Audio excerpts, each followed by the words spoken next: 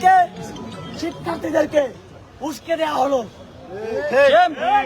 সারা দেশে মর্মান্তিক ভাবে আমাদের আন্দোলনকারীদের উপর হামলা করা হলো।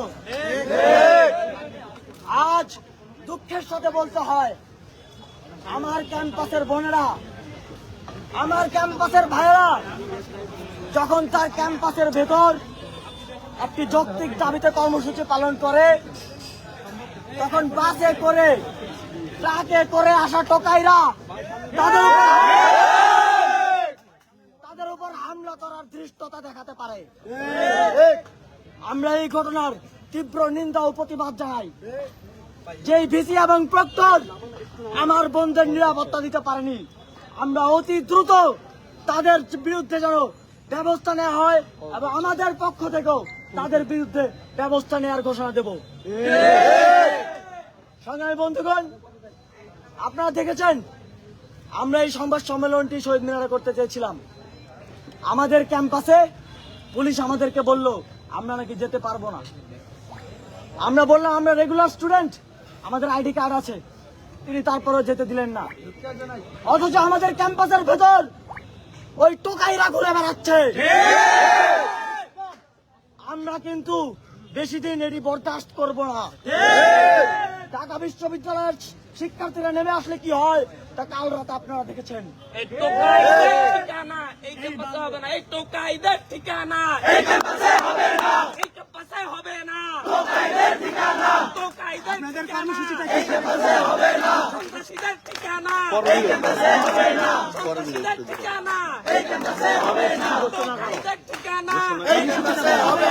বন্ধুগণ, এই মুহূর্তে আপনাদের সামনে সারা দেশের জন্য আমাদের পরবর্তী কর্মসূচি ও দিক নির্দেশনা দিবেন আমাদের অন্যতম সমন্বয়ক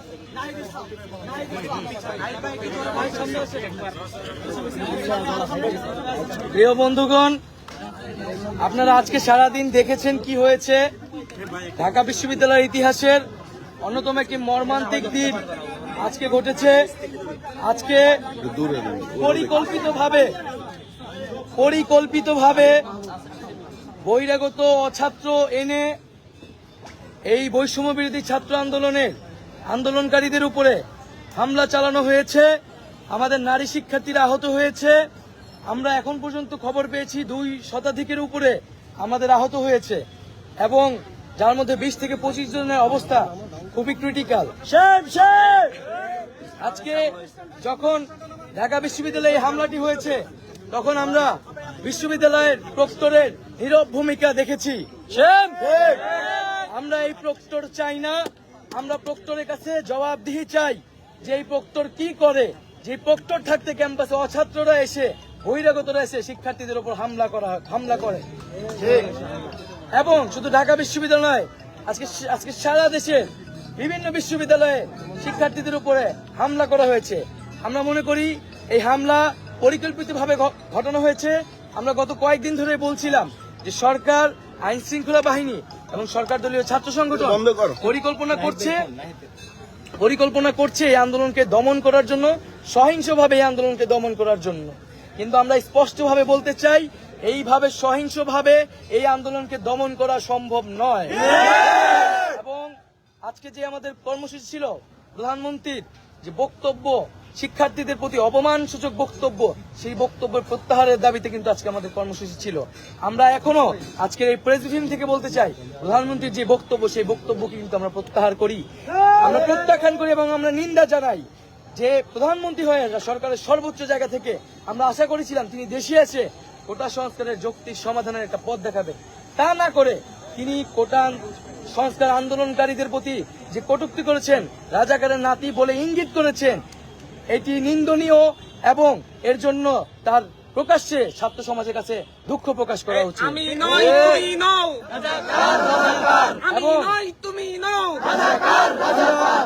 আমরা একই সাথে দেখেছি যে প্রধানমন্ত্রী শুধু আমাদের নিয়ে নয়, আমাদের শিক্ষকরা যে আন্দোলন করছে সেই শিক্ষকদের আন্দোলন নিয়েও কটূক্তি করেছেন। আমরা এটিরও তীব্র নিন্দা জানাচ্ছি।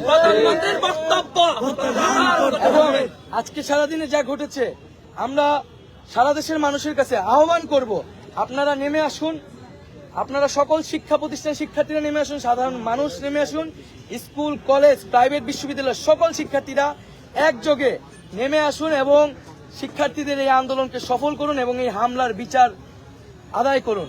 আগামীকাল আজকের যে হামলা, সে হামলা এবং প্রধানমন্ত্রীর বক্তব্যের প্রত্যাহার এবং আমাদের যে এক দফা দাবি কোটা সংস্কারের, তার দাবিতে আগামীকাল বিকাল 3টায় সারা দেশের সকল ক্যাম্পাসে বিক্ষোভ মিছিল এবং সমাবেশ অনুষ্ঠিত হবে।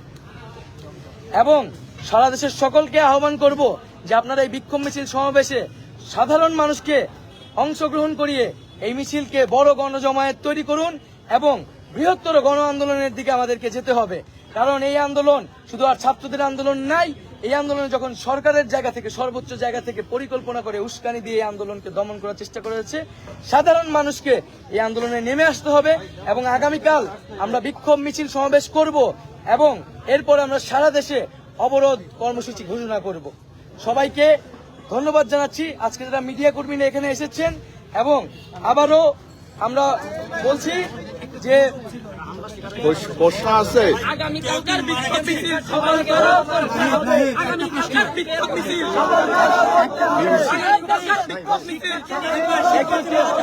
শিক্ষার্থী মারা যাওয়ার একটা গুজব আছে, এই বিষয়টা কি? এখানে নানা রকম গুজব হচ্ছে।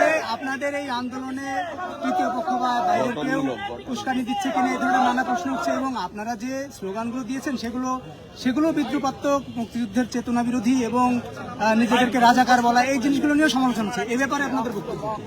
আমরা কিন্তু প্রথম থেকেই বলে এসেছি যে আমাদের আন্দোলন মুক্তিযুদ্ধের যে মূল মন্ত্র সাম্য, মানবিক মর্যাদা এবং সামাজিক সুবিচার, সেই মূল মন্ত্রকে ধারণ করেই কিন্তু আমরা বৈষম্যের বিরুদ্ধে আন্দোলন করছি। আমরা মনে করি 56% কোটা বাংলাদেশে একটা স্পষ্ট বৈষম্য। ফলে এখানে আসলে এটি বলার কোনো সুযোগ নেই যে আমরা মুক্তিযুদ্ধের বিরুদ্ধে কথা বলছি, বরং যে কোনো আন্দোলনকে এই যেভাবে ট্যাগ দেওয়া, রাজাকার বলা, মুক্তিযুদ্ধ বিরোধী বলা, এটা একটা গণতান্ত্রিক আন্দোলনকে ট্যাগ দেওয়া বাংলাদেশের একটা বৈশিষ্ট্য হয়ে দাঁড়িয়েছে। সেই জায়গা থেকেই কিন্তু সরকারের জায়গা থেকে এই ধরনের কথা বলা হয়েছে এবং এই আন্দোলনের সাথে কিন্তু রাজাকার শব্দের কোনো ধরনের সম্পর্ক ছিল না। এই সম্পর্কের সূত্রপাত কে ঘটিয়েছে? এই সম্পর্কের সূত্রপাত কিন্তু স্বয়ং প্রধানমন্ত্রী ঘটিয়েছে। তিনি কিন্তু আন্দোলনকারীদের রাজাকারের নাতিপুতি বলে ইঙ্গিত করেছে। তখন ছাত্ররা পাল্টা জবাব দিয়েছে। আমরা আমাদের আন্দোলন যৌক্তিক এবং ন্যায়সঙ্গত, রাজাকার বলা হোক না কি বলা হোক, যাতে আমাদের কিছু যায় আসে না। আমরা জানি আমরা ন্যায়সঙ্গত আন্দোলন করছি, আমরা সেই আন্দোলন চালিয়ে যাব এবং এখানে তৃতীয় পক্ষের সুযোগের কোনো ঢোকার কোনো সুযোগ নেই। আমরা সবসময় বলছি শিক্ষার্থীদের একটা যৌক্তিক দাবি পূরণ করে দিলে এই আন্দোলন শেষ হয়ে যাবে।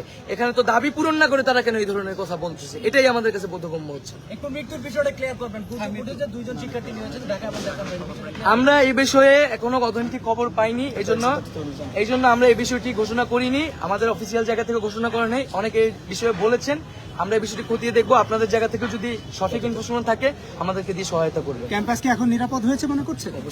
ক্যাম্পাস তো অবশ্যই নিরাপদ না এবং আপনারা দেখলেন যে আমরা ক্যাম্পাসের শিক্ষার্থী হয়েও আমরা শহীদ মিনার যেতে চেয়েছিলাম, আমাদেরকে বাধা দেওয়া হয়েছে। এখানে অছাত্রদের এসে তারা হামলার সুযোগ করে দেওয়া হচ্ছে, কিন্তু যারা আন্দোলনকারী তাদেরকে কিন্তু ক্যাম্পাসে যেতে বাধা দেওয়া হচ্ছে এবং হলের ভিতরেও নানা ধরনের সমস্যা তৈরি করছে, প্রশাসন সমস্যা তৈরি করছে। আমরা স্পষ্ট বলতে চাই এবং শিক্ষার্থীদের প্রতি আহ্বান থাকবে, আজকে আপনারা প্রতি হলে হলে প্রতিরোধ গড়ে তুলবেন। যেসব হল ক্যান্ডিডেটরা, যেসব নেতারা আপনাদের উপর আঘাত করেছে, আমাদের বোনেদের উপর আঘাত করেছে, তাদেরকে কিন্তু আপনারা হলে ঢুকতে দিবেন না। এই হল শিক্ষার্থীদের হল, এই হলে কোনো অছাত্র, কোনো সন্ত্রাসীদের জায়গা হবে না। আমরা অলরেডি দেখেছি অমর একুশে হল, শহীদুল্লাহ হল, এফএইচ হল, তারা কিন্তু হলে অবস্থান নিয়েছে এবং তারা প্রতিজ্ঞা করেছে, প্রতিরোধ করছে যে হলে যারা তাদেরকে হামলা করেছে, যেসব সন্ত্রাসীরা, এইসব সন্ত্রাসীদের তাদেরকে হলে ঢুকতে দেওয়া হবে না। সকল হলে আপনারা এই প্রতিরোধ তৈরি করুন। হল যারা নেতা তারা যাতে আজকে ক্যাম্পাসে ঢুকতে না পারে, তারা হলে ঢুকতে না পারে। সামাজিক যোগাযোগ মাধ্যম সহ বিভিন্ন জায়গায় একটা ছবি যে ছাত্রলীগের গুলি করা হয়েছে, শহীদুল্লাহের একটা ছবি প্রকাশ হয়েছে। আমাদের কোনো শিক্ষার্থী সে গুলিতে আহত হয়েছে কিনা? আমাদের কাছে আমরা ফাঁকা গুলির শব্দ শুনেছি, এখানে রড ব্যবহার হয়েছে, চাপাটি ব্যবহার হয়েছে, ইট পাটকেল মারা হয়েছে, রামদা ব্যবহার হয়েছে। ফাঁকা গুলির শব্দ আমরা শুনেছি, কিন্তু কেউ গুলিতে আহত হয়েছে এ বিষয়ে আমাদের কাছে। এখন ছাত্ররা হলে ফিরে যাবে, হলে অবস্থান নিবে। কোন হল ক্যান্ডিডেট যারা আজকে হামলায় জড়িত ছিল, সন্ত্রাসী, তাদেরকে হলে ঢুকতে দেওয়া হবে। সন্ত্রাসীদের কালো হাত